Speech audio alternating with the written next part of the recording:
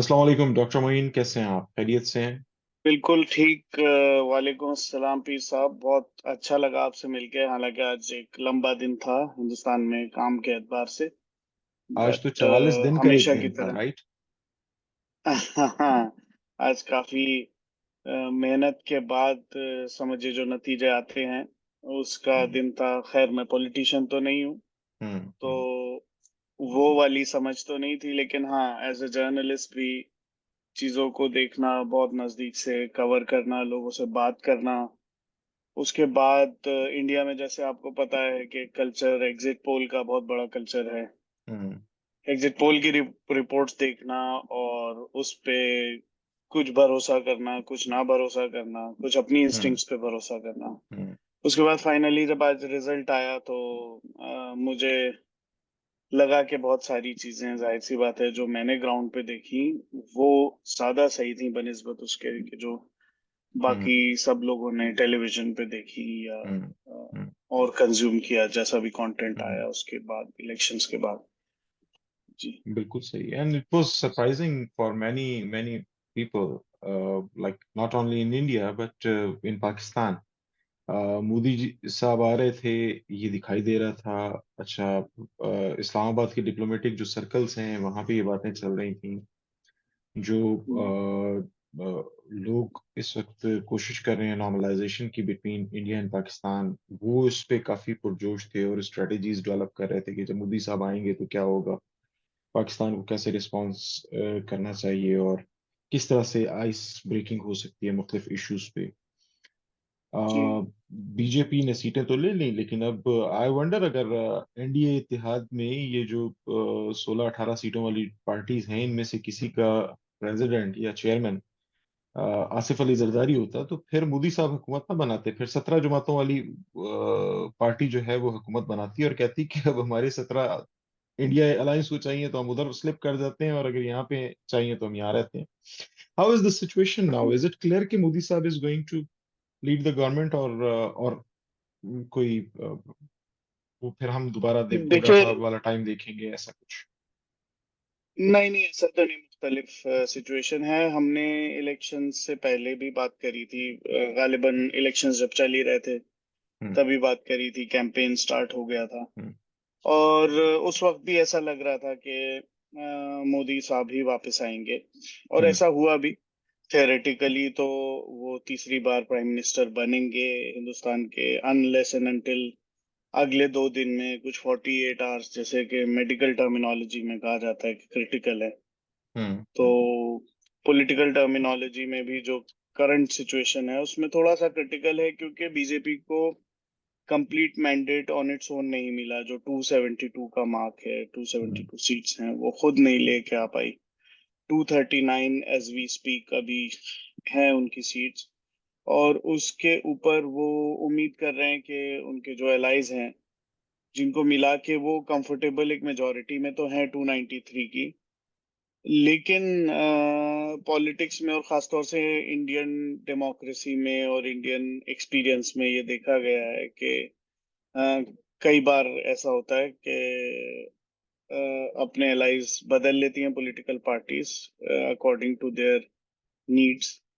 अब देखते हैं मोदी जी और बीजेपी तो यही होप कर रही होगी कि भाई जो जिस तरीके से चल रहा है उनकी एप्पल कार्ट जो सेटल है वो वैसे ही रहे। लेकिन इंडिया जो दूसरा ग्रुप है वो होप कर रहा है कि याद दिलाएंगे मोदी जी के पार्टनर्स को कि कितनी अजियत में उनको रखा गया है, और शायद उस वक्त को याद करने के बाद अपना फैसला वो बदल दें। देखते हैं, बड़ा इंटरेस्टिंग रहेगा अगला 2 दिन। अच्छा, मैं ये जानना चाह रहा था कि मेरे लिए बड़ा अनएक्सपेक्टेड था मोदी जी तो जो उनकी परफॉर्मेंस थी इलेक्शन में और जैसे थी, और जिस तरह से इलेक्शन कैंपेन चल रही थी और बहुत सी डेवलपमेंट्स, बहुत सी इनफोर्स डेवलपमेंट्स हुई। बड़ा पकड़ हम in Pakistan we are used to it, हम देखते रहते हैं, हम एक्सपीरियंस करते रहते हैं। लेकिन इंडिया में इसे देखना, फिर जिस तरह से पार्टी शिवसेना तोड़ दी गई, मुख्तलिफ पार्टी से उनके जिन्हें तोड़ा गया उनके निशान वगैरह भी ले लिए गए, इसके बावजूद people of India they stood with democracy, और उन्होंने अपना डेमोक्रेटिक राइट, एंगर था उसे उन्होंने वोट की शक्ल में, प्रोटेस्ट था तो वोट की शक्ल में उसे रजिस्टर किया, उनका पॉलिटिकल विजन था तो उसको उन्होंने वोट की शक्ल में। सो मेरा ख्याल है कि डेमोक्रेसी के लिए एक अच्छा दिन। हाँ, एक अच्छा दिन है बिल्कुल। और हमने पहले भी ये चीज डिस्कस करी है कि खासतौर से इंडियन डेमोक्रेसी ऐसी है कि वो सबको मौका देती है और कई लेवल पे मौका देती है। हमने पिछले पॉडकास्ट में थोड़ा सा एक्सप्लेन भी किया था कि कितने लेवल पे इंडिया में इलेक्शंस होते हैं। अगर आज भी आप देखें तो जैसे हिमाचल प्रदेश में कांग्रेस चारों मेंबर ऑफ पार्लियामेंट की सीट्स हारी है, लेकिन एक क्रिटिकल इलेक्शन और हो रहे थे जो कि स्टेट के लिए हो रहे थे। उसमें बाई इलेक्शंस थे, उसमें कांग्रेस जीत गई और कांग्रेस उस स्टेट में सरकार बना लेगी अपनी। तो एक तरफ हार भी है और एक तरफ जीत भी है। तो Indian democracy is a great leveller. अगर आप अच्छे से उसमें इन्वॉल्व हैं और अपने चांसेस का वेट करते हैं और लोगों के मुद्दे की बातें करते रहते हैं कंसिस्टेंटली, तो लोग आपको मौका देंगे और देते आ रहे हैं पिछले 70-80 साल से। हम्म, राइटली सेड। और इसमें मोइन, जहाँ आप हिमाचल की बात कर रहे हैं तो मैंने वहां पे ये देखा कि उसका जो है योगी जी के की स्टेट में बड़ा, लाइक अयोध्या, जी। बीजेपी हार गई। और जी। राइट विंगर्स जहाँ पे लगता था कि बीजेपी को सपोर्ट करेंगे, शायद अयोध्या टेम्पल का जो एक कंट्रोवर्शियल इनॉग्रेशन था जिसमें जी। बहुत से जो फेथ लीडर्स थे, या वो जो चार टॉप फेथ लीडर्स थे, उनमें से किसी ने भी पार्टिसिपेट नहीं किया। और फिर जो दलित और मुस्लिम पॉलिटिक्स थी उत्तर प्रदेश की, उन्होंने बड़ा लाइक मोनोटोन होके एक साइड ली, और उन्होंने रिजल्ट्स को बड़ा इम्पैक्ट किया, बहुत इम्पैक्ट जी। अगेन या kudos to the Indian voters. मैं ये कहना चाहूंगा, एक एग्जांपल अयोध्या से बहुत दूर, बल्कि अपने पास दिल्ली का एक छोटा किया। सा एग्जांपल है कि दिल्ली में शाही जो जामा मस्जिद है पुरानी हम्म, दिल्ली में, हम्म, उसके इमाम साहब जिस भी कैंडिडेट को एंडोर्स करते हैं वो कैंडिडेट हार जाता है ट्रेडिशनली। तो ये एक चीज दिखाता है कि इंडियन वोटर्स जो हैं, क्या वो हिंदू हो या मुसलमान हो, वो आफ्टर ऑल रिलीजन को बेस बना के वोट नहीं करते। अभी भी ये देखा गया है। There is no doubt polarisation होती है, अ, लेकिन ये मान लेना कि आप हर बार पोलराइजेशन में जीत जाओगे, ये इंडियन वोटर्स जो है वो हार्ट ब्रेक के तौर पे पॉलिटिशियंस को देता है। कि अगर आप ये सोचें कि आप हिंदू मुसलमान, जो कि किया भी हम्म, बीजेपी ने, जब एक एक दो दौर के बाद उन्हें लगने लगा कि शायद इतनी सीटें वो ना जीत पाए, तो एक जो एक यूजुअल प्लैंक है उनका हिंदू मुसलमान वाला, उसको यूज करने की कोशिश करी। हम्म, लेकिन रिजल्ट्स अब हम लोगों के सबके सामने हैं और मेरे ख्याल से बीजेपी को उसको और ज्यादा समझदारी से पढ़ना चाहिए कि इंडियन वोटर्स कभी भी गारंटी नहीं करते। हाँ, बिल्कुल ठीक है, बिल्कुल ठीक है, आई कम्प्लीटली एग्री। और दिल्ली दिल्ली को उन्होंने क्लीन स्वीप किया बीजेपी ने। हालांकि वो एक जी। वो लगता था केजरीवाल साहब जेल में गए तो एग्रेशन होगा, आम आदमी पार्टी जो है वो उसका वोटर जो है वो स्ट्रीट पे आएगा, और फिर जी। शायद कांग्रेस के साथ उनका जो अलायंस है वो वहां पे कोई इम्पैक्ट क्रिएट करेगा। लेकिन और ये जो आपने इमाम साहब वाली बात की, ये इमाम साहब वाली बात अगर आप वो जेएनयू लीडर को बताते तो, जी। कन्हैया कुमार को, तो शायद वो जी। अपने खिलाफ इमाम साहब से कंपेन करवा लेता और जीत जाता। नहीं, मुझे लगता है कन्हैया कुमार को दिल्ली में रहते हुए अच्छा खासा टाइम हो गया, वो ये चीजें समझता है। केजरीवाल को सुप्रीम कोर्ट ने राहत दी थी, उन्हें छोड़ दिया था कि वो दिल्ली हम्म, में कैंपेन कर पाए। बहुत जोरों शोरों से उन्होंने कैंपेन भी किया, बट थोड़ा एक दो दिन बाद दिल्ली की वोटिंग का पैटर्न भी समझा जा सकता है। अभी तो सिर्फ रिजल्ट्स ही आए हैं। हम्म। लेकिन ये लग रहा था कि दिल्ली में दो तीन सीट्स जो हैं वो कांग्रेस और आम आदमी पार्टी जिनका हम्म। एक अलायंस था वो सिक्योर कर लेंगी। लेकिन हाँ, थोड़ा स्लाइटली सरप्राइजिंग है। हालांकि दिल्ली का एक पैटर्न ये रहा है, दिल्ली जब भी किसी पार्टी को देती है तो वो पूरी तरीके से दिल्ली वाले एक ही पार्टी को वोट देते हैं। तो ठीक है। 2014 से पहले दिल्ली में कांग्रेस की सातों सीट हुआ करती थी। हम्म। एक वक्त ऐसा था। तो अब फिलहाल ये चल रहा है, पिछले दो तीन बार से ऐसा चल रहा है, तो और देखते वही हैं नहीं, आगे। ये पंजाब का इम्पैक्ट तो नहीं दिल्ली पे, क्योंकि पंजाब में अगर हम कैंडिडेचर देखें तो वहां पे आम आदमी पार्टी और कांग्रेस दोनों, मतलब जो दिल्ली में उनका अलायंस था वो पंजाब में नहीं था। और पंजाब में वो एक दूसरे के सामने कैंपेन्स भी कर रहे थे, और बल्कि मैं अभी वो देख रहा था, जो वो यंग लड़का भी जेल में है, और वो काइंड ऑफ खालिस्तानी के तौर पे उसको इंडियन मीडिया ही कोट करता है। और जी अमृतपाल सिंह, वो जी जहां से जी जीता है वहां पे उसके मुकाबले में कांग्रेस, आम आदमी पार्टी, दोनों का वोट अगर इकट्ठा कर दिया जाए तो वो नहीं जीत सकता था। लेकिन वहां पे कांग्रेस और जी आम आदमी पार्टी अलग अलग कॉन्टेस्ट कर रहे थे। इवन इन दैट कॉन्स्टिट्यूंसी जहां पे इंदिरा गांधी के को जिसने शूट किया था उसका बेटा आजाद जी हैसियत में जीता है, वहां पे भी कांग्रेस जो है वो इस कोशिश में, सो शायद दोनों अपने अपने वहां पे पंजाब में मसल्स ट्राई कर रहे थे। कांग्रेस की हुकूमत रही है, आम आदमी पार्टी की हुकूमत अब आई है, तो दोनों वहां जी। एडजस्टमेंट्स के मूड में नहीं थे, और उसका इम्पैक्ट दिल्ली पे भी तो नहीं आया। मेरे ख्याल से आपने बहुत अच्छी तरीके से इसको समझने की कोशिश करी है। इनफैक्ट बहुत सारे एनालिस्ट इंडिया में भी इस एंगल से इसको नहीं सोच रहे, लेकिन हाँ, ये थ्योरी है कि आज नहीं तो कल कांग्रेस और आम आदमी पार्टी को अलग तो होना ही था, क्योंकि दिल्ली एक बहुत इम्पोर्टेंट स्टेट है। हम्म। और उसमें वो दोनों स्टेट गवर्नमेंट के लिए अलायंस में लड़ना दोनों ही नहीं चाहेंगे, हम्म। क्योंकि हिस्टोरिकली दिल्ली के पास ये सरकार हुआ करती थी और आम आदमी पार्टी ने दिल्ली से ये सरकार छीनी थी, कांग्रेस से ये सरकार छीनी थी। हाँ। तो कांग्रेस, अगर आम आदमी पार्टी एक दो सीट्स जीत भी जाती तो कांग्रेस की कोशिश आने वाले महीनों में ये रहती कि आम आदमी पार्टी को किसी ना किसी तरीके से किनारे किया जाए। अब शायद ये अंदरूनी लेवल पे कोई ऐसा काम हुआ है बाय पार्टी मेंबर्स या पार्टी लीडरशिप, या कुछ नहीं कह सकते, कुछ ऐसे कैंडिडेट्स जिनको टिकट्स नहीं मिले उन्होंने हरवा दिया, या हम्म। उन्होंने वोटिंग कम करवा दी। वो हम्म। बाद में पता लगेगा जब वोटिंग पैटर्न मिलेंगे। हालांकि कन्हैया वगैरह को सबको अच्छे वोट मिले हैं दिल्ली में, हाँ, बहुत इट्स ज्यादा मोर देन मार्जिन सिक्स से। 600,000 वोट्स। जी कन्हैया कुमार इस वक्त जी जी सिक्स। जी जी। तो दिल्ली में विनिंग मार्जिन बहुत ज्यादा नहीं रहा, और दिल्ली में कोई ऐसा ट्रायंगुलर मुकाबला भी नहीं था। हम्म। तो यही देखना होगा कि कुछ जगह तो खैर गर्मी भी बहुत थी, तो शायद मुझे लगता है कि लोगों की मतलब कोताही से ही रिजल्ट पे हम्म। इम्पैक्ट पड़ा है, क्योंकि कई जगह 48-49% वोटिंग हुई है, तो वो तो बहुत कम है। अच्छा। तो आने वाले दिनों में पता लगेगा। जी ठीक। ठीक।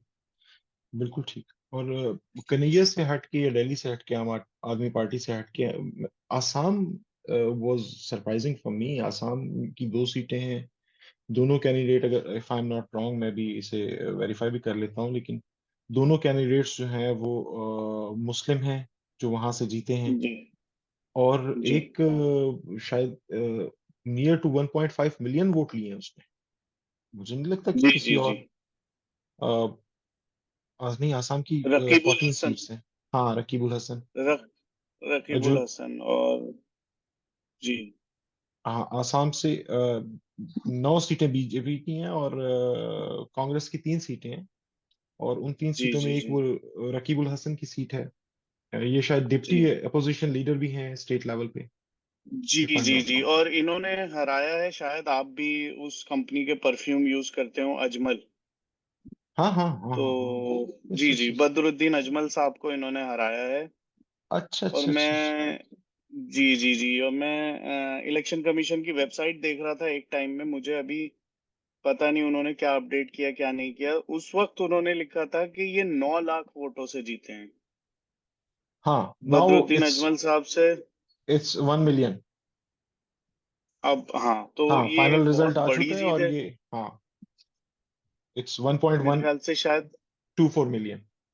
तो 10 लाख, शायद सबसे बड़ी जीत इनकी, हाँ, यही है, पूरे 10 लाख हिंदुस्तान में बारह सबसे हजार बड़ी जीत। जी। 10 लाख और 12,400 बदरुद्दीन अजमल एक छिहत्तर वोट। बहुत स्ट्रॉन्ग कैंडिडेट है। जी। अच्छा, ये वो अजमल तो परफ्यूम्स वाले हैं? जी जी जी जी। हाँ, but the difference is huge, like he took like हाँ, 1.47 मिलियन वोट्स। शायद ये मतलब सरप्राइजिंग है जी।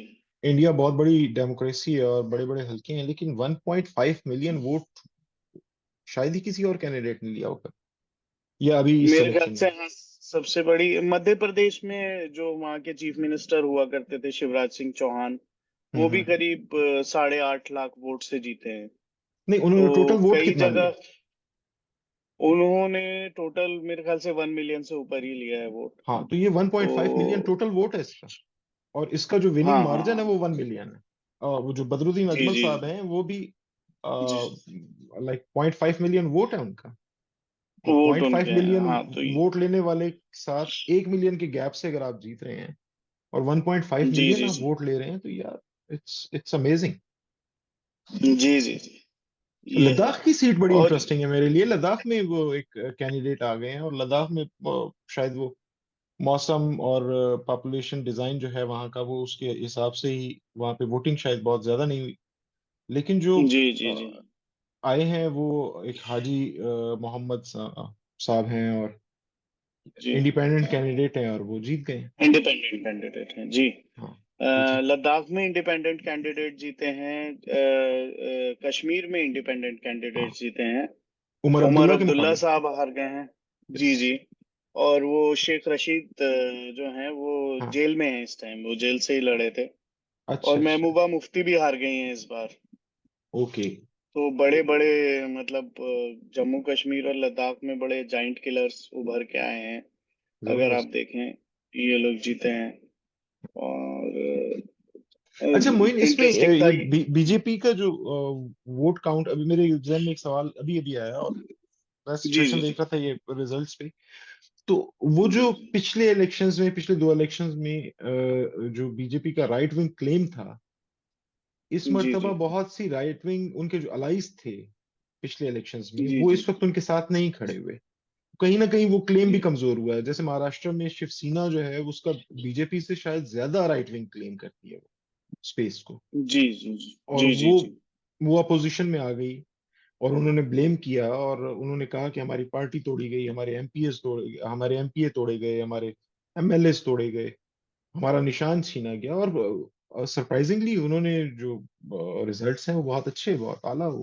हालांकि वो मुझे नामों की कंफ्यूजन हो जाती है। जो उदय ठाकरे का कजन है, बाला साहब का भतीजा, वो मैंने उससे सुना तो वो प्राइम मिनिस्टर मोदी की कैंपेन कर रहा था, और जिसके पास शिवसेना का वो इलेक्शन सिंबल था वो भी अलाई था। इसके बावजूद शिवसेना के जो उदय ठाकरे का ग्रुप है, उद्धव ठाकरे जी। हाँ उद्धव ठाकरे, उन्होंने they they like they really progressed, और बड़ा अच्छा रिजल्ट प्रोड्यूस किया उन्होंने। नहीं, इंटरेस्टिंग डेवलपमेंट हुई जब से बीजेपी और शिवसेना अलग हुई हम्म। और शिवसेना ने कांग्रेस के साथ अलायंस किया स्टेट गवर्नमेंट चलाने के लिए। तो शिवसेना ने बहुत फेयरली सेक्युलर गवर्नमेंट चलाई। हम्म। और इनफैक्ट ऐसी गवर्नमेंट चलाई कि जो कि एक तरीके से बाकी और स्टेट ने भी उनको फॉलो किया, क्योंकि उस टाइम पे कोविड वगैरह आ गया था और इन लोगों ने बहुत अच्छा हैंडल किया। जबकि बाकी और स्टेट्स में कम्युनल एंगल से भी देखा जा रहा था कोविड को, और तबलीगी जमात को टारगेट किया जा रहा था। लेकिन महाराष्ट्र में इन लोगों ने बहुत अच्छे से हैंडल किया था उसको, अ, उद्धव ठाकरे की गवर्नमेंट ने। और कुछ एनवायरनमेंट के भी डिसीजंस इन लोगों ने बहुत अच्छे लिए थे। तो इनको काफी प्रेज किया जाता था उस टाइम पे। फिर इनके साथ ट्रेजेडी हुई कि बीजेपी को ये लोग जिम्मेदार ठहराते हैं उसके लिए, कि उद्धव ठाकरे कहते हैं कि बीजेपी ने इनकी पार्टी तोड़वा दी और एक दूसरे ग्रुप को, पैरेलल ग्रुप को खड़ा कर दिया। फिर इनके पार्टी सिंबल को भी इनसे छीन लिया गया। तो एक रिजेंटमेंट तो थी। Within party and the voters as well, वो रिफ्लेक्ट हुआ इलेक्शंस में। और इनफैक्ट कांग्रेस ने बहुत अच्छा परफॉर्म किया महाराष्ट्र में। हम्म जनरली पहले बोला जा रहा था कि Congress could be the last party, hmm you know, the least performing party, hmm, but Congress जो है वो टॉप पार्टी इमर्ज हाँ, हुई है 13 सीट्स रिजल्ट्स के आउट बाद। ऑफ जी जी जी। 48। और रिजल्ट्स के बाद। बीजेपी तो इज ऑन 9। तो और जी फिर दूसरा ये कि उद्धव ठाकरे की जो पार्टी है that is standing on 9 again, वो भी बीजेपी लाइक। तो ये जो राइट विंगर्स की आपस की टसल है, क्योंकि जी जो आउटलुक है इसका शिवसेना का, वो तो बाला साहब जी ठाकरे के दौर से ही राइट विंग का है। एक्सट्रीम राइट का अगर हम ना भी जी। कहें तो वो राइट राइट पे। वो, हाँ, थोड़ा सा उन्होंने अपनी जो पॉलिटिक्स बेस करी थी वो मुंबईकर्स वर्सेस हम्म अदर्स करी थी। फिर उनको हम्म लगा, क्योंकि 90s में थोड़ा कम्युनलिज्म बढ़ रहा था, हम्म ये बाबरी मस्जिद वगैरह वाला हम्म भी, तो हम्म उन्होंने स्लाइटली हिंदू मुस्लिम भी हुआ। हम्म फिर हम्म एंटी पाकिस्तान रेटोरिक उन्होंने यूज किया। हम्म, बट इवेंचुअली जब वो पावर में आ गए, क्योंकि बाला साहब ठाकरे ने कभी इलेक्शन हाँ, खुद नहीं में लड़ा। तो हिस्सा नहीं लिया, लेकिन जब उनके बेटे वगैरह सब पावर में आए, इनफैक्ट हम्म उनकी पार्टी पहले पावर में हुआ करती थी, लेकिन गवर्नेंस में इस तरीके की ऐसी कभी भी वो बात नहीं करते थे। हम्म जब हम्म चीजें उद्धव ठाकरे के हाथ में आई तो चीजें और बेहतर हुई हम्म। आर्ग्यूबली। और हाँ। जो उनका राइट और विंग मेरा वाला ख्याल है वो टैग बाला था। साहब, जो बाला साहब का राइट विंग वाला टैग था, वो राज ठाकरे लेके चल रहा है और उसको कोई ज्यादा पजीराई नहीं मिल रही। जी जी जी, हाँ, बस यही लोगों का समझना है कि वो बहुत नैरो विजन के साथ राज ठाकरे ने उस टैग को अपना लिया, लेकिन राज ठाकरे की एक्सेप्टेंस उतनी नहीं है, बिल्कुल वो हम्म छोटे से इलाकों में ही महदूद होके रह गए बिल्कुल। हम्म हम्म। अच्छा, एक और चीज बड़ी इंटरेस्टिंग सामने आ रही है इस वक्त, जो हमारे सामने राइट नाउ आज जो डाटा मौजूद है कि राहुल गांधी की बात से एग्री करते हुए मुझे कहना पड़ेगा कि इंडियन वोटर ने कॉन्स्टिट्यूशन में अमेंडमेंट का राइट देने से इनकार कर दिया किसी को। जी,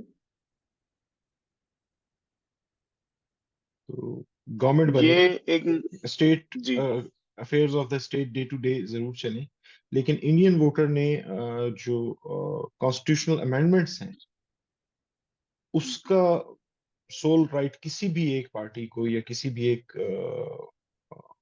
उसको अलायंस को देने से मना कर दिया। जी। देखिए, इंडिया में अगर आप सोशोलॉजी को समझने की कोशिश करेंगे हम्म या पॉलिटिकल सोशोलॉजी को हम्म समझने की कोशिश करेंगे, तो a large number of Indians are basically socially backward people. Hmm और एक कॉन्स्टिट्यूशन ही एक ऐसा तरीका है जिससे उनको इक्वालिटी की बात समझ में आती है, जिससे हम्म उनको लगता है कि हाँ, ये किताब जो है वो इक्वालिटी इंश्योर कर रही है हमारे लिए। जैसे किसी मार्क्सिस्ट के लिए दास कैपिटल हो गई, या किसी हम्म प्रैक्टिसिंग मुस्लिम के लिए कुरान उसका कॉन्स्टिट्यूशन हो गया हम्म हम्म आर्ग्यूबली।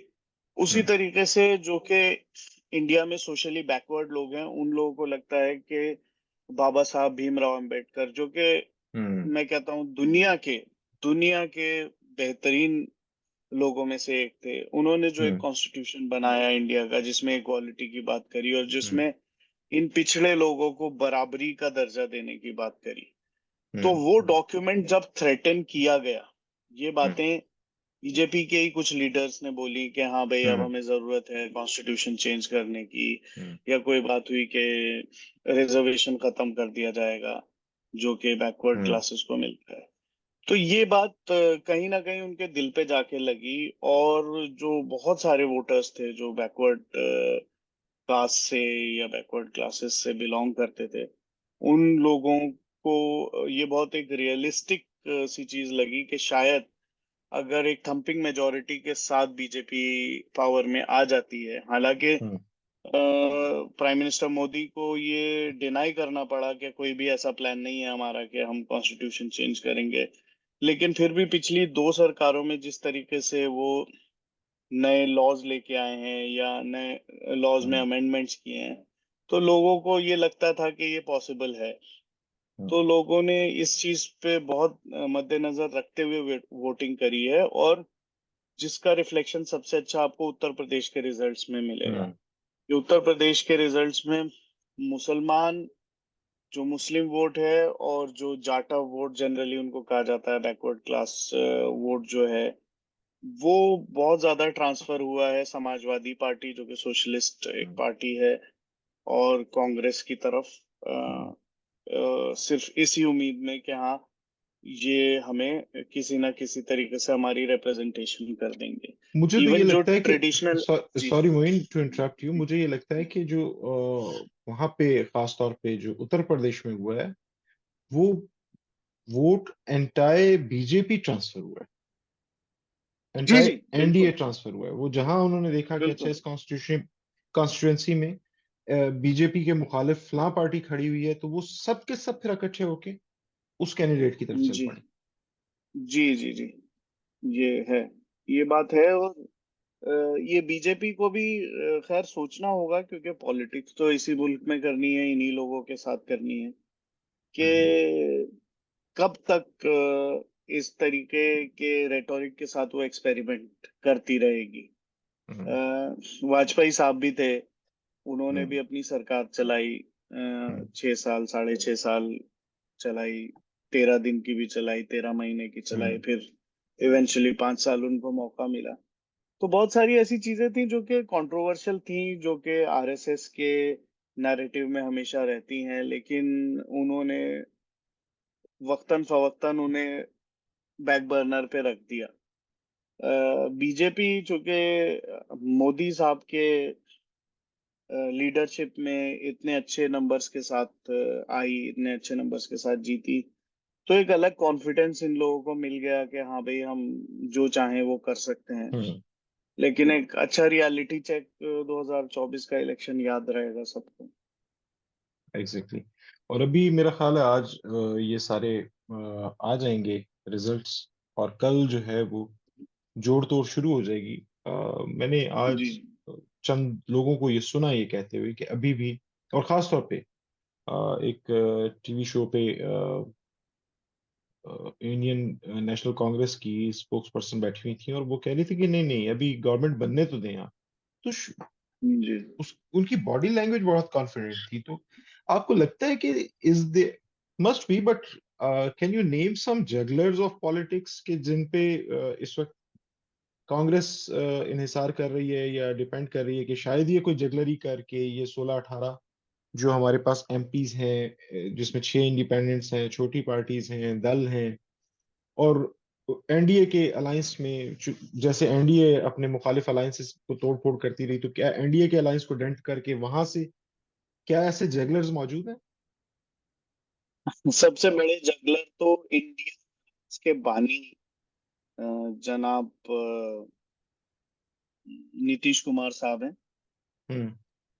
वही थे जिन्होंने इंडिया अलायंस बनाया था बाकी और लीडर्स के साथ, लेकिन वो कुछ अपने मजबूरियों के तहत या कुछ अपनी पॉलिटिकल विजडम के तहत इंडिया अलायंस को छोड़ के एनडीए में चले गए। अच्छा, उनको इंडिया फनीली, बनाया उन्होंने था। जी जी, बनाया उन्होंने ही था। ठीक। जी जी। ठीक।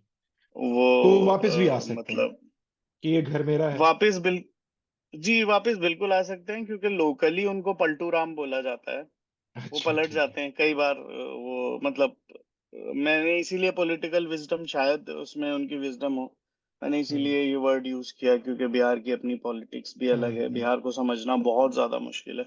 हम्म। लेकिन ये है कि वो आ सकते हैं। चंद्रबाबू नायडू, जो कि एक फेयरली सेकुलर हम्म। पार्टी के लीडर हैं, तेलुगु हम्म। देशम पार्टी, हम्म। उनके बहुत हर कास्ट से, हर रिलीजन से उनके वोटर्स हैं। तो हम्म। वो भी एक ऐसे लीडर हैं। इनफैक्ट 2002 के दंगों के बाद हम्म। उन्होंने बीजेपी का साथ छोड़ दिया था। वो पहले लीडर्स में से एक थे जिन्होंने बीजेपी का साथ छोड़ दिया था, ये कहा जाता है। तो वो भी अच्छा, ये दोनों अगर मिल जाएं अच्छा, तो करीब करीब 28। साउथ ऑफ इंडिया से तकरीबन बीजेपी का सफाया हो गया, राइट? अलाइज जीते हैं हाँ वो लेकिन तो, बीजेपी खुद। जी जी। नहीं, बीजेपी हमने पहले भी बात करी थी कि बीजेपी के चांसेस बहुत कम है, थोड़े बहुत हम्म, कर्नाटका में ही हैं, और कर्नाटका में वो थोड़े जीत गए हैं सीट्स। बाकी केरला, तमिलनाडु हम्म, हुआ। आंध्र प्रदेश में क्योंकि चंद्रबाबू नायडू के साथ उन्होंने अलायंस किया अलाइज। था तो थोड़े गेन्स मिले हैं जी। सबसे ज्यादा जो फायदा हुआ है बीजेपी को वो उड़ीसा और झारखंड में हुआ है। हाँ, उड़ीसा में तो स्टेट इलेक्शंस भी उड़ीसा जीत गए हो।